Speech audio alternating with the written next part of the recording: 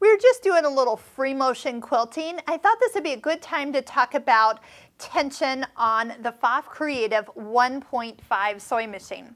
So what's really nice about this machine is when you pick a stitch, it will automatically pick a tension setting for you. So on a straight stitch, you kind of get a 4.4, and if you're using the same thread in your needle as you are in the bobbin, that's going to be fine. It should be nice and balanced. When you sew, you shouldn't be able to tell which side was on top when you sewed that piece of fabric.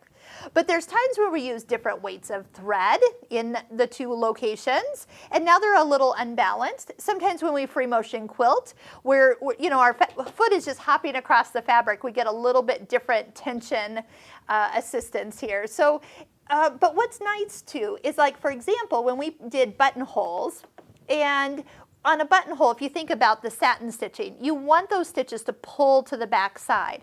And look at what the tension is. It's less than where we started. So instead of 4.4, it is 3.6. So that means that the top thread is going to get pulled to the back side, and you're going to have a prettier top. That's good. When we go to embroidery, you're going to get the same thing, where that top tension will be reduced. We want those stitches to pull to the back of our embroidery hoop. If we go to, we're going to do the hand look quilt stitches at 38. That's a stitch that actually requires clear thread in our needle and a super tight tension.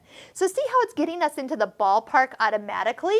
So to change it, if I needed to, let's just go back to a straight stitch. And when we were free motion quilting, when I first started, I was getting some of the top thread, too much of it to the back. So what I was going to do is go to the settings and see where it says thread tension.